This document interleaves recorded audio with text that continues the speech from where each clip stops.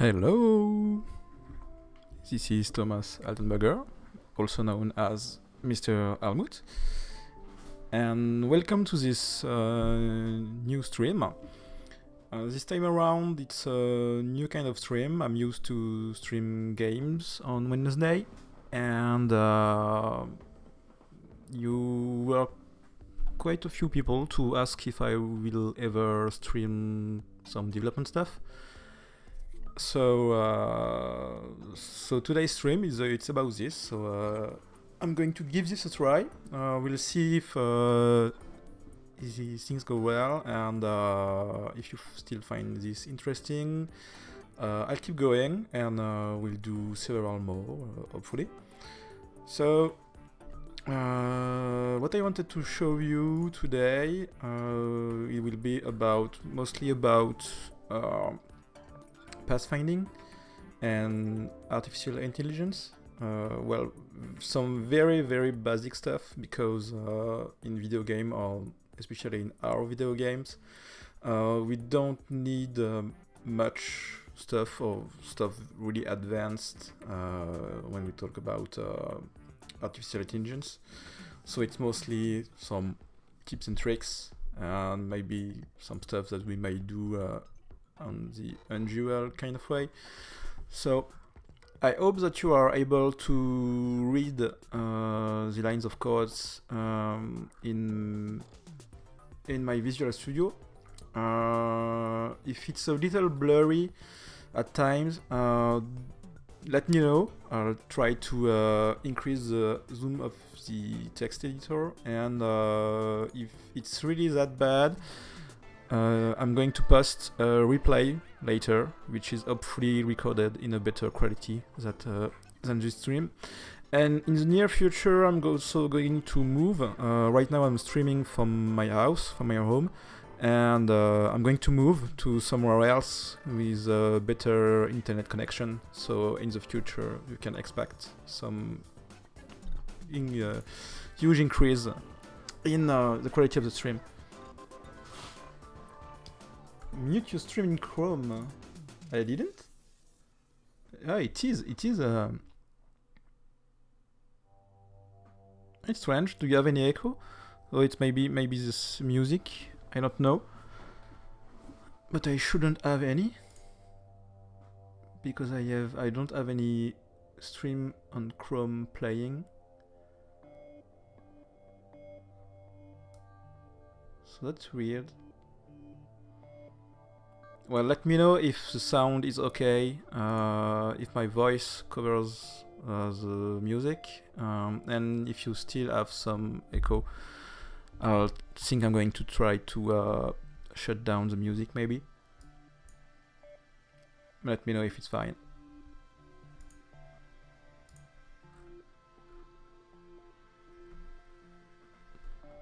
But I'm going to assume that everything is fine.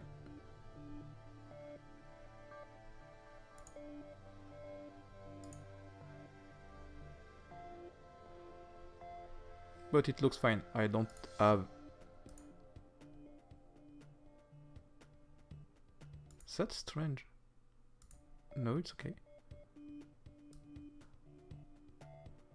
Well, okay. There's still echo. Maybe check if you have some mic feedback.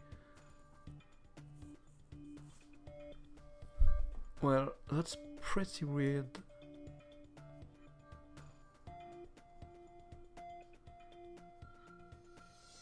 Am I on this microphone, or am I on the webcam?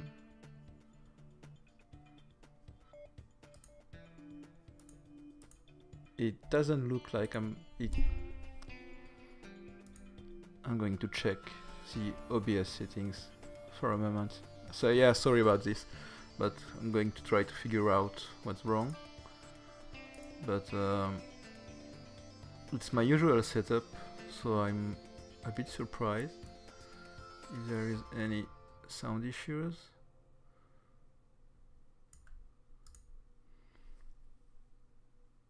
Okay, if it's good now for some reason. Okay, so glad that it worked. So first I'm going to show you a little bit the little prototype that we've been working on lately. So here it is. So you can see a little buddy following me. It's supposed to be an enemy. It doesn't do much right now. He's just trying to follow me. And just don't care about this guy for the moment. So we've been working on a small platforming prototype, and our goal here is to have a very fast-paced game with a lot of ease in movement, and we want that any movement, anything that you do in this game will be very free and you don't have any complex control. So right now I'm mostly using only 2 buttons to just climb everywhere, to climb on walls, to dash, to slide on walls, and everything is mostly automatic. If you jump on a wall, you can climb, you can just stick on a wall, you can slide down, you can slide down and climb back, climb up, and you can also dash. There is some air control. If you try to move when you jump, you can just stick somewhere and jump the other way around. So what we want is something very, very maneuverable, and because we want the movement to be very, very fluid and easy to do, and we want to focus on the action, and that level traversal should be something very straightforward and fast and easy to do, so that the player can focus on the action, on dodging stuff, on killing enemies, and just playing really fast. So hopefully we're going to get there. So right now we're just experimenting with the platforming stuff, trying to figure out what are some cool control schemes, and just to figure out if you're capable to do something like this, and just how it feels, and if you are going to go in a correct direction. So right now we are quite comfortable with what we've done on the platforming side of things, and now we are going to implement some action with enemies. So here you have something that is supposed to be an enemy, which right now doesn't do much. And our character can also slash things. He can just draw his sword and dash. You have some air control if you just slash in the air. And we also started to work on some projectiles. So right now it's just some basic stuff. It's the same sprite as the slash animation, so it doesn't look any sexy right now, but it's just to try out things, and there are still no collisions with the enemies, just with the world itself. And of course dash abilities. So everything you see right now is just some test stuff. It doesn't mean that anything of this is going to end up in the final game. It's basically stuff that we like to iterate on and maybe add into the game, maybe not into this form, maybe not with this kind of pace, with this kind of control schemes and so on. So, well, just don't take for what you are going to see for something that is going to be in the final game. So right now we're still in the very early stage of development. And well, that's pretty much about what there is to show in this prototype. So, and we're going to concentrate on the little enemy that is trying to follow me. That is something that I've been working on today. So he's trying to follow me to take the shortest path to me. it can go through this kind of platform here, which the player can, but not the enemies. So it has to just take the other way around. And that's it. And just to show you how it works, I'm going to show you how the collisions are made and how the pathfinding is made. I'm going to go here, just bring back my debug view. So this is a debug view. So the sort of heat map you are seeing right now, it's a debug view of the distance from player to any point in space. It's a distance between this point and the player. So the more green it is, the closer to the player it is, and the redder it is, the more distant it is. Just going to try to catch up with chat. Would you release the source code as it is now? I don't know. I really don't know. I have a bunch of prototypes. I believe that we have about 10 prototypes that we made. If you saw all the GIFs I've been posting on Twitter, you most probably already have an idea of what we developed, and maybe some of these prototypes are going to be published. I think that when we are going to release the game, I think we are going to release all the prototypes that we've made and all the milestone version of the game, like we did in the deluxe version of Neurovoider. But I have way more prototype and way more early prototypes than what we kept for Neurovoider, and I'm trying to archive everything. So hopefully everything that you see and everything that I've been posting on Twitter are ultimately at some point going to be published on with the game itself. Probably to everybody who's subscribing to our newsletter, and probably to everybody that is going to maybe purchase some kind of deluxe version of the game. We don't know yet how it's going to be. And source code, maybe for most of the prototype, I think so. Not for the game itself, for some obvious copyright reason. But maybe at some point I'm going to try to open source maximum kind of thing. So another question from Vladimir. Which pathfinding algorithm do you use? Is it A-star? It is some sort of A-star, but not quite. In A-star pathfinding, you're basically, for each enemy, you're trying to apply a pathfinding algorithm, and this is something I did it the other way around. I'm computing a heat map of the distance from the player, because the only thing that is going to be interesting in our game, and that was something also that was interesting in Neurovoider, is that the only thing that we care about is the distance from the enemy to the player, because the only type of complement of elements in the game that is going to need some pathfinding is the enemy.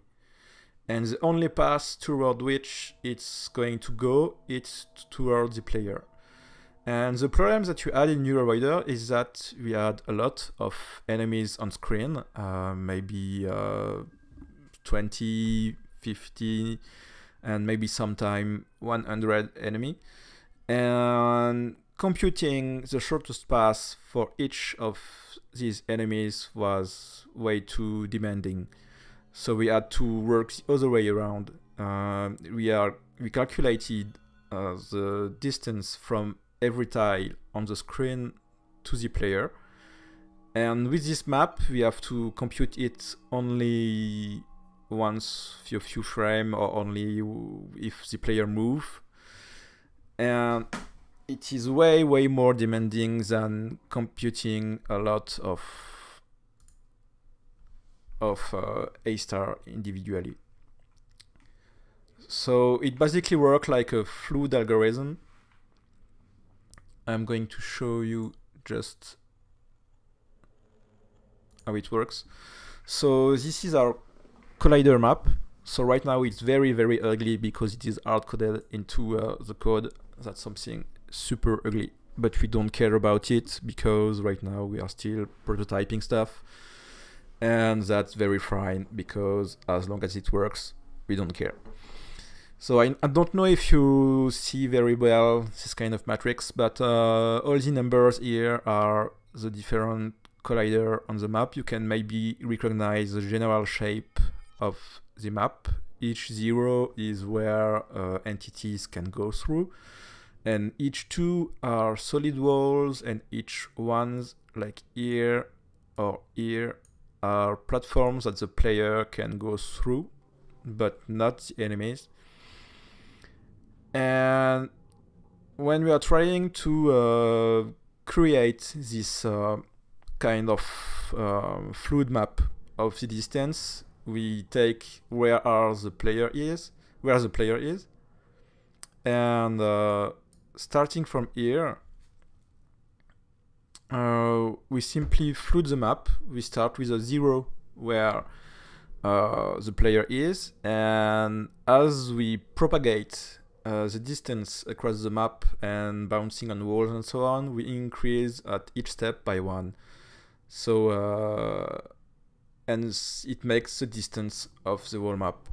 And if you know a bit about algorithm and programming, you may maybe think straightforwardly to this like a recursive algorithm, which means that it's an algorithm that calls itself to propagate and so on. And that's a very trivial way to achieve this, but it is something that is quite demanding. It could totally work in our situation, but this is something that you are going to have some difficulties working with if you are trying to make your game work on a very decent computer and also on consoles. Not because consoles are less powerful than computers, but because consoles have other problematic because of the language that is used, which right now is C#. And C# doesn't exist on most consoles. And what we use is something that is called Brute. It's right now a private software that is made by the company that is maintaining Monogame, and it aims at translating all your compiled C# into a C++ project, and then you compile the C++ into a native code. And because of this process, there is some stuff that this process doesn't like and that the consoles won't like once it's executed, and recursivity and threads are among them. So what we try to do with Neurovoider is to get rid of any recursivity. That's something that is totally banned in our code. And threads, we use threads mostly for loadings, but for gameplay specific things, we try to not use threads. In Neurovoider, we use threads to render this heat map of distance. In the first version of maybe in the 1.0 of Neurovoider, this heat map was calculated on a separate thread, because calculating the full screen for 4 players at each frame was something way too demanding, and so we started to compute this in threads, so that the computing so that the game runs independently of how fast the artificial intelligence refreshes. So we put that into threads. And another thing that is way too demanding is to compute this frame during one single frame. Like a game runs at 60 frames per second, let's say this, and to be efficient, you want this map to be available at each frame that you render. So ideally, you have to compute this whole map at each frame, so 60 frames per second, and that's a lot. That's quite demanding. It's totally affordable for today's CPU, but if you really want to optimize stuff and don't get your CPU burned too much, it's very cool to dispatch things on threads, and also to cut down work. I mean, this heat map here, we managed to not render all of it in over one frame. So it actually what you see right now is actually rendered across multiple frames to just spread out the work through multiple frames and threads. It's very useful because if you have CPU usage as low as possible, it's very cool on computer or consoles that rely on battery, like the Nintendo Switch, like the PlayStation Vita, like any portable computer, like any laptop. If you manage to get a game that use as little processor as possible, it's very cool because you are going to be able to play for a very long period of time. And that's what we managed to do with Neurovoider. Neurovoider is a game that is absolutely not demanding on the CPU, and we were very surprised to see some laptop running the game for 10 hours straight, and that was very cool. And the game has also pretty cool battery life on the Nintendo Switch, thanks to stuff like this. And just to show you how this is dispatched, I'm going to try to disable the rendering across multiple frames. So just catching up with the question on the chat. Just saying hello everybody, to everybody I haven't seen yet. So why did it end? No, okay. Are you using something like Unity's coroutines? Oh yeah, I'm not using Unity at all. This is pure C# using a library that is called Monogame, which is basically a wrapper of graphics library input and so on, and that has some higher level functions, but it's absolutely not an engine. We still have to develop an engine on our own, and we are quite comfortable with this. We're just making 2D games, so we don't need a full-fledged editor with lots of stuff and so on. And also because I've been working with Monogame and XNA and C# for about 10 years now, and I really know the guts of this thing, and I'm very comfortable with this, and I know it's going to work the way I want it to work, and I know it's going to work everywhere, and that's a big plus. So I'm just going to show you something else here.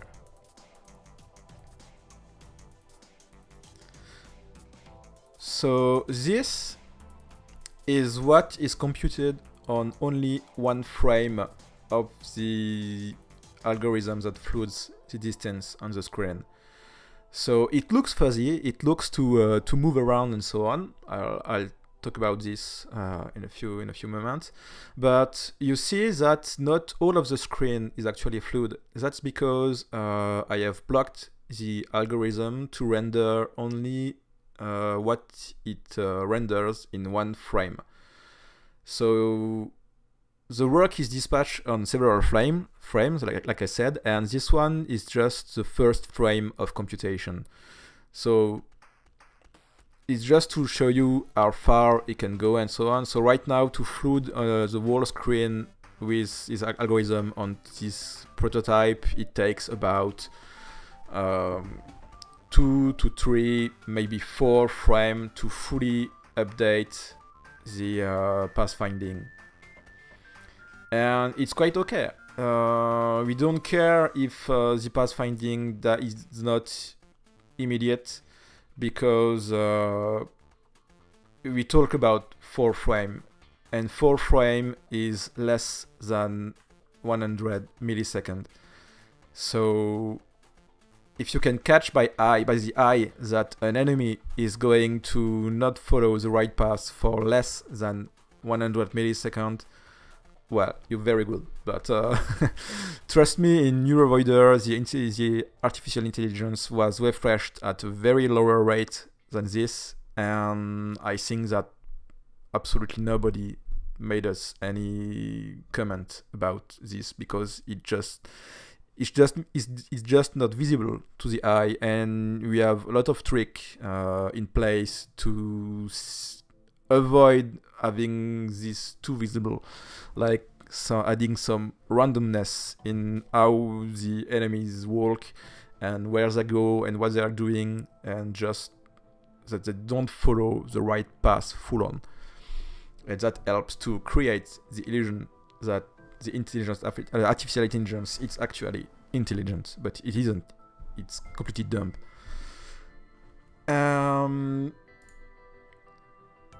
And if and well, what you see, the fuzzy stuff, it's about the food algorithm.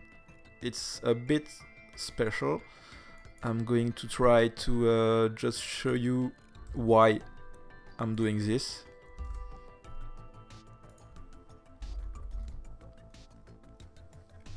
And I'm going to just comment this out.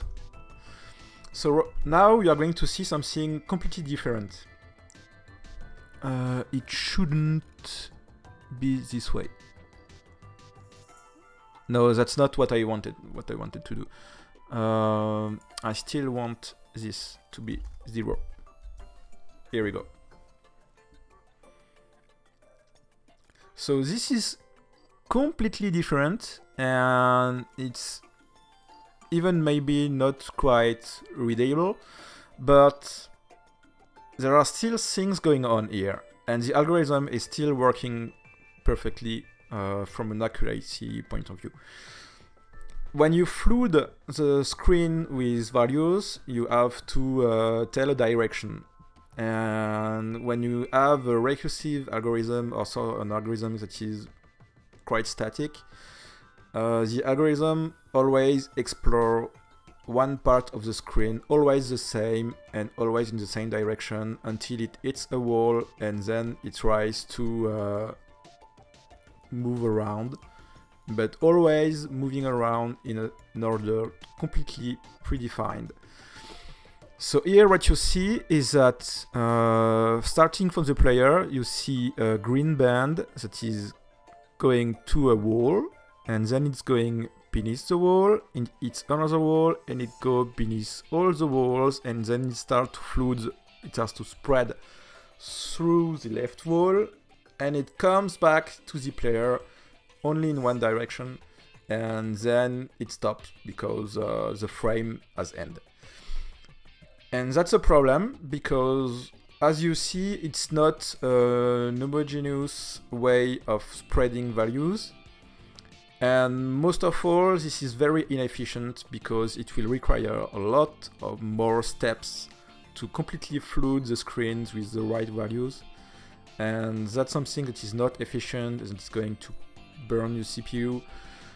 And to avoid this, we used a random spreading, which means that instead of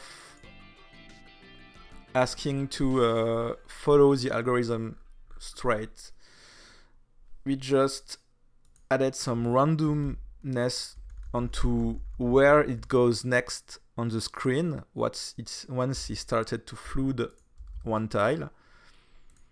And that's why it's all fuzzy if you look only at one frame of computation. And that's mostly because of the randomness, because it goes into any direction. But what's cool about randomness is that it floods and fills the screen in a way more continuous and homogeneous way. And that's what we want. We want something to be very constant, homogeneous, and that fills most of the screen in the correct direction, and that doesn't go around, try to go back and just fill values that we don't care, because they are going to be erased by better values if we would fill the screen differently. And that may sound dumb, but adding randomness in some algorithm can help to actually yield better results. And that's what I've been trying to do here, and it just worked wonderfully. And I haven't been doing this in Neurovoider. In Neurovoider, I've been going through a very static algorithm, but it was still fine. And if I wanted to optimize, to go back to Neurovoider and optimize this, I would do this. I would add some randomness into this algorithm. So here I've just made back all the pieces of our algorithm, and just to show you the difference of how big the randomness can change into the performance of this algorithm. So here you can see that the heat map is almost instantly updated. There is a bit of latency compared to the character speed and the way it updates the distance, but it's going to be way more visible if I just restore the non-random flooding. I'm just going to use the not random way of flooding the screen, and you are going to see that it's way slower. So here I'm moving around, and you see that the heat map is getting updated every few seconds or so. It's absolutely not real time. And if this is not updated quickly, just take a look at the enemy. The enemy is supposed to follow me, but is following the heat map. So if the heat map is not updated quickly, if I just move around, you see that the enemy doesn't even know that I moved, and it has to wait that the heat map gets updated so that he can follow me again. And that's something that we don't want to happen. So we need to have something very, very efficient here. And one way to do so is to just add some randomness so that the algorithm just feels things better. And just by doing this, we have something that is just running in real time and doesn't using much CPU at all. Yeah, and that's very cool. So it's a very simple algorithm. It can be quite costly, but if you just break down things and just take care of how your algorithm is going everywhere and so on, you can optimize stuff or just give priority. In A-star pathfinding algorithm, it's like I said, it's the other way around. You start from the enemy and you try to find the player. And to do that, you use what we call an heuristic. It's how to explain that? It's a value that gives you an hint throughout where the player is, but it's not the exact path because we don't know it yet. It's basically just the Euclidean distance on the world without taking care about all the walls and the collisions that are going on.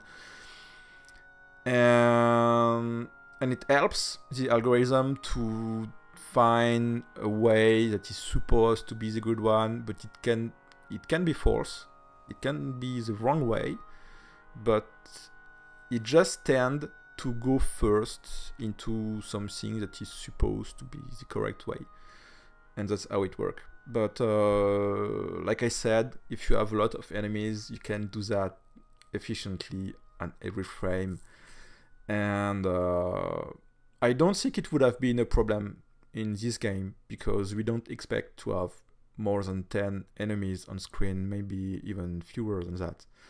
So computing the distance to the player wouldn't have been that much of a problem. But I'm just reusing some code that we got from Neurovoider, and it makes things maybe more optimized and just easier to work with, because we have a general tables of distance of players and other points on the map. So at any point in time and any point in space, I know exactly what's the shortest path to the player, because I only have to look on the map where I am, the surroundings, and depending on where I am on this map, I know exactly what is the perfect shortest path to the player without any additional computation behind. So I have only this food algorithm that is going on in the background, and I don't really have to care about it. The magic behind this magic, which is not really some magic, but like I said, and you may know that flooding an algorithm, it's like take a paper, draw a table on it, start from a point, and what you are going to do is to fill every square on this paper with a cross, and you can't just fill any point. You can only fill points that are already crossed, and you will see that you have to fill the paper in a very specific way if you want to be efficient, or if you want to do that correctly. And now, usually when you do that in a software, in a program, you do that with a recursive function, which means that you have a function that go into the fourth direction possible, or maybe 8, and for each point it starts back the process. Once you have spread to one point, you spread to the other 8 points around, and this is recursive because you start from one point, then you go into the 8 points around, and then for each of these 8 points you go to the 8 points around, and so on, and you spread. But each time you spread, you spawn as many child, and spawning functions is something very, very costly in terms of CPU, and in terms of something that is intense for the program. And what we want to do, what I wanted to do, is to completely avoid recursion in any of our game, on any of my program. That's something that I really not work with, because you can very, very easily just stall your program, stall your CPU, and it's absolutely not optimized. And you can just compare the difference between a recursive algorithm and a non-recursive algorithm that does the same thing. And there is a trick to you may think that a recursive algorithm, there is no way around it. You have to use it, and you can unfold stuff into only one method, with maybe a loop or anything, but you can. There is something that is called, I'm not sure of the correct terms in English, but it's to unrecursive an algorithm, and it's work with a stack. if you know how calling functions and software work when you call the functions, it takes all the arguments of two functions and it stacks them on a stack, and then it executes the function. And every time that you call another function, it stacks its parameters on top of the already existing stack, and then it executes. And as soon as it returns, it unstacks the parameter, it stacks the return value, and then the program can continue on the upper level. And if you want to avoid all the stacking and all the function pointer to just get crazy, you can implement an argument stack by yourself. And that's what I did. That's how you unrecursive an algorithm. So here you have something that is called a distance at iteration, and I have three parameters, x, y, and distance, and that's what would have been the parameters of my recursive function. If I add a recursive function that is called flood the 2D map, there would have been a coordinate, x and y, it's my starting point, and the distance that is from the actual start of the map. And I'm just going to call back this function on the 8 other points around my point with the correct coordinate of these 8 points, and so on. So basically what I'm doing is just to have a struct with a stack. So I'm having a stack which is actually an array of a fixed size, because you can somehow predict what will be the deepness of the depth, of your stack. I'm also in my code almost never using any generic collections because they generate garbage if you don't know the exact size of use a fixed size of a collection. I don't like to use them, and I'm almost always using arrays all the way around with fixed size, and I'm trying to predict the exact number of elements I'm going to need in order to achieve what I'm trying to do. And it's also why well, I'll talk about this later, but this is really optimization about not having garbage into your program, because you want to avoid that in a C# application, so that you don't have some freeze time to because of the garbage collector and so on. But that's another topic. So to unrecursive an algorithm, I have simply a stack of arguments, and I'm only having one function, which is here. It's my update function, and what I have is a while loop. I have a while loop which does job if I still have elements on my stack. And to stack elements, it's basically my flood algorithm. So this is, for instance, a call to, I'm stacking another call to my algorithm onto the stack. So I'm basically just on this stack getting a new coordinate on x and y, a new distance, and I'm increasing my stack counter. And when my while loop is going to loop around this, there's going to be a new element, and it's going to unfold into more elements. So it's basically just a while loop, and you don't have a succession of function calls. There's absolutely no function call into this algorithm. And if you want to experiment this with C#, you can try it by doing a very simple recursive algorithm.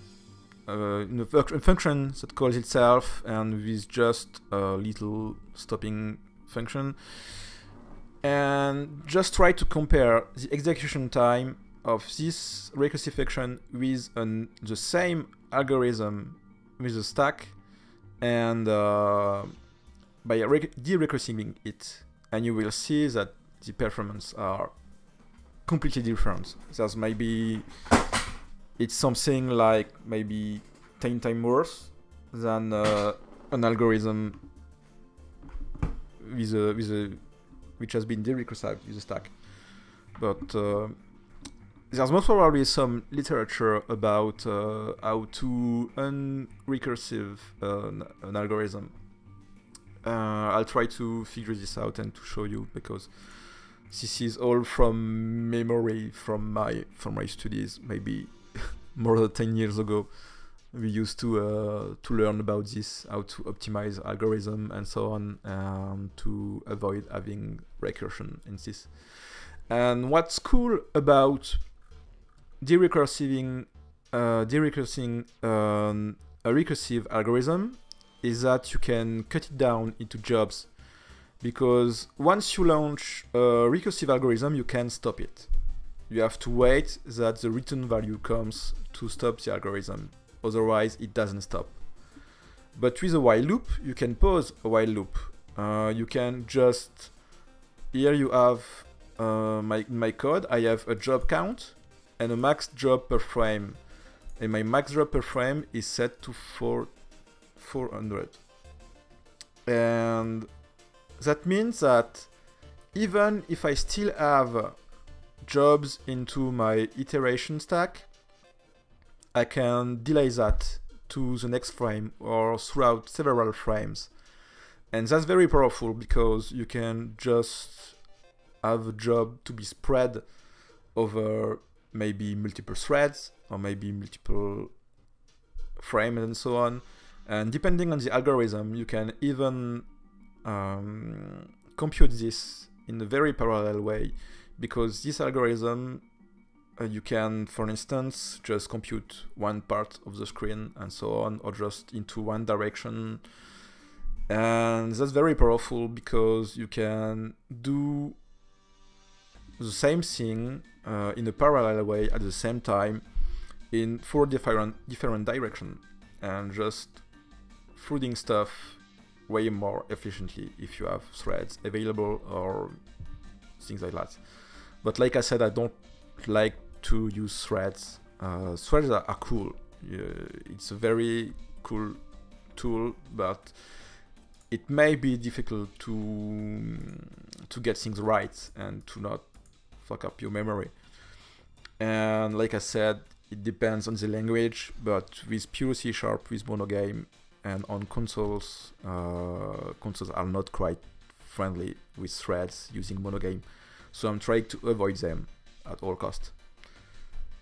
And that's cool.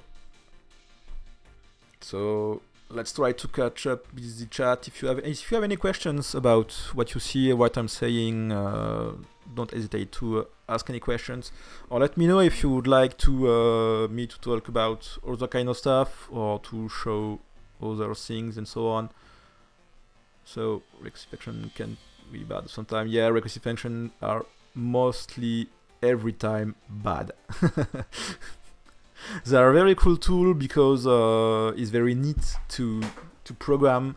It's cool looking, but really it's bad design. If you want to have something that is with some good performance, that is and performance is critical, you really want to avoid those kind of function. And most of all, recursive function can just crash. If you do a recursive function without a stop function behind, or maybe that is going too deep into the algorithm, you are going to have too many functions that is going to stack on the language internal stack, and that can just explode, and that's what we call a stack overflow. So that's maybe a term that even if you're not programming, you may have already heard of. It's a stack overflow. It's because stack have a fixed size, and like in my algorithm here, I I have made my own stack that doesn't depend on the stack internal of the program. Here it is. It's an iteration stack, and my stack size is maybe, I think, here it is. Can I have this? No, it's not going to give me, but it's about 1000. I can stack stuff for 1000 times, and if I get 1001, I'm going to get a crash. But I know that my algorithm, given the value I have on my map, will never go this far, so that's pretty safe. But if I did that with a recursive algorithm and on a type of algorithm I didn't know the depths, the possible depths, I could run into a stack pointer error, which is a stack overflow.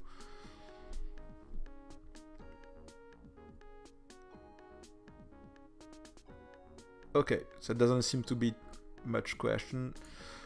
So what can I say again, or maybe show? Yeah, maybe about the fact that I'm using arrays everywhere. When you program game with C#, you want to avoid what is called garbage.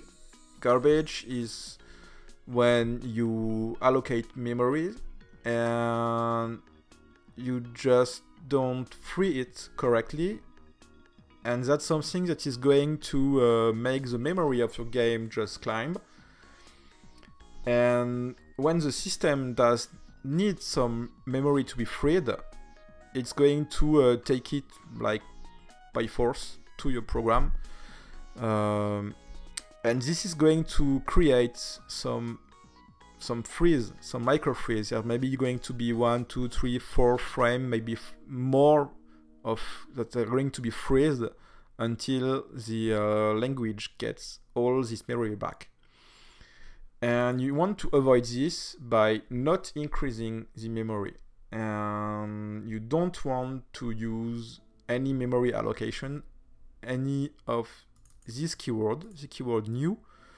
You don't want to make any new call to new in your runtime code when your frames are rendered and so on. You can use that during loadings or before gameplay, but when you are in gameplay, you want to avoid this.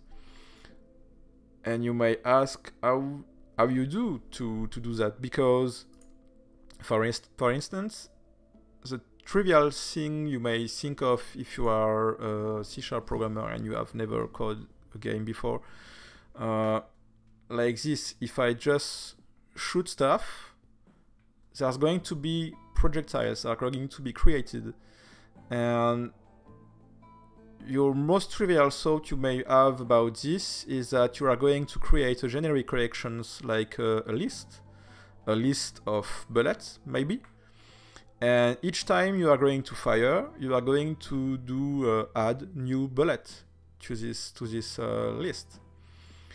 And the problem with that is that the list is going to grow and grow and grow, and maybe you are going to remove stuff as they eat stuff, as they die, and so on.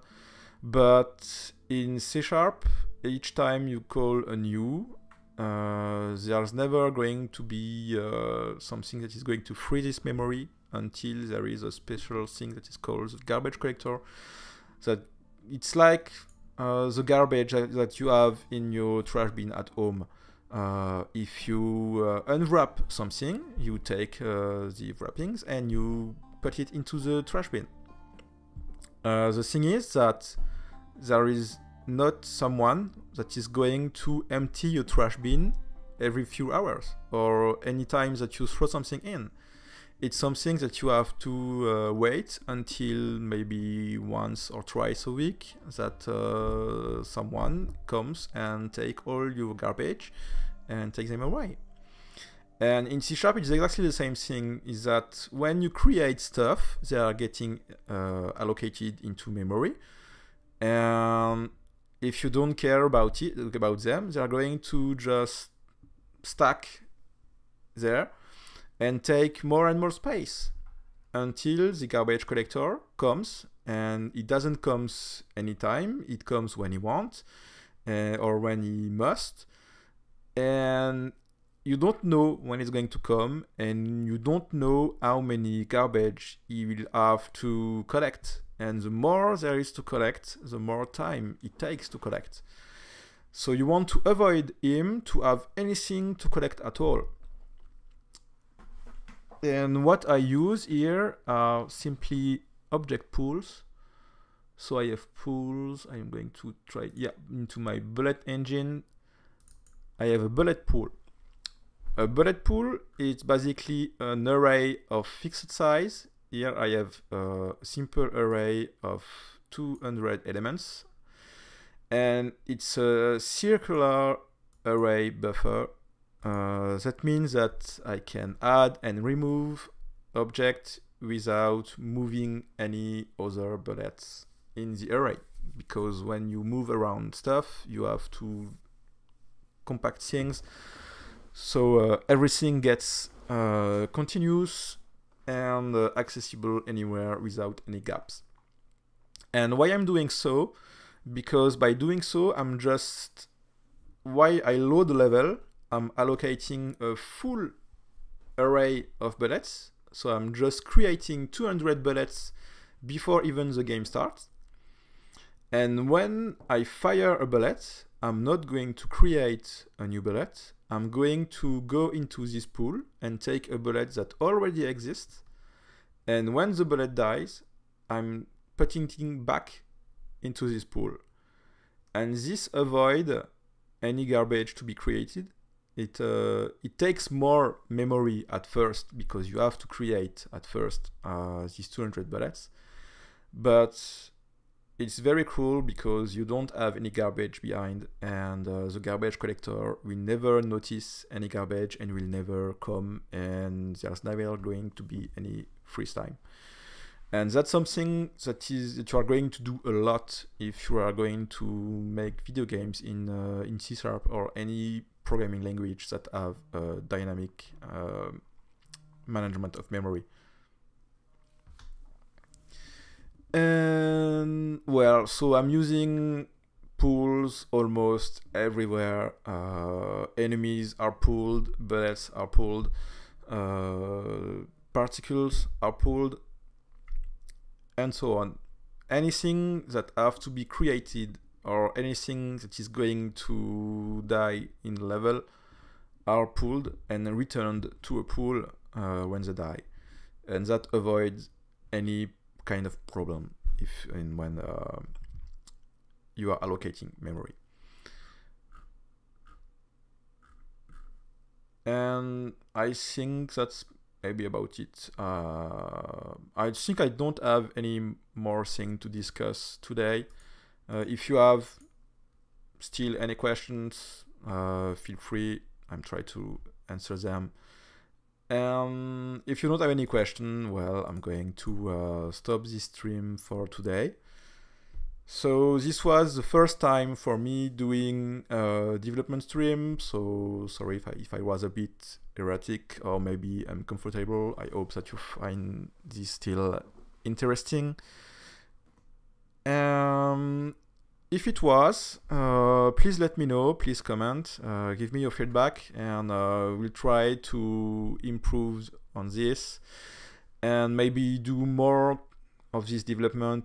Here I have shown you something that has already been done, but maybe in a future stream we may just show you how we code, how we work. And maybe also try to get Florian in so that you can see some of its pixel art and how it works. And oh, sorry, it's maybe the third time that I'm dropping the controller. Well, I'll just let it on the ground. And yeah, so if you find this interesting, I'll try to improve myself into streaming this kind of stuff, and also trying to stream while at work, because right now I'm at home, it's outside business hour, so I'm not going to code some more today, but maybe I can try to stream from the office during the business hour. I don't know if that's going to be interesting to you, but let me know if you are interested in it. And I have a way better internet connection at the office, so I can really stream some high quality footage about this. And just show you how things goes every day and so on, and all the things on which I lose hairs and so on, because there is a lot of sometimes tough problems. I still have a bug into this pathfinding. I'm going to show you. I have a little problem that I've been trying to figure out. It's a really dumb problem. It should be fixed quite rapidly, but I haven't found out yet. So look at the little buddy that is trying to follow me. I know a way to block him into a corner. So I'm just trying to go there. And here you go. So here the enemy is blocked into a corner because basically it can either go on the left or on the top. And the thing is that in this exact moment, in this exact configuration of where the player is and on how the map is designed, the enemy has two different possibilities that are totally equal. He doesn't know where he should go because the two possible paths are exactly of the same length. So it just gets blocked here. And I have to work on this because I have to give him priorities onto if he gets into this kind of situation where he should go first. So I have to explain him if to go first on the left or first on the top. Depends. So I just have to write down priorities in my algorithm, and that should do it. And if I just drop down, there's no problem anymore, and it just follows. Okay, so that's it for today. Thank you very much for dropping by, for being so curious and asking any questions. And well, see you next week, or maybe before, if we manage to set up a good stream. And okay, bye bye.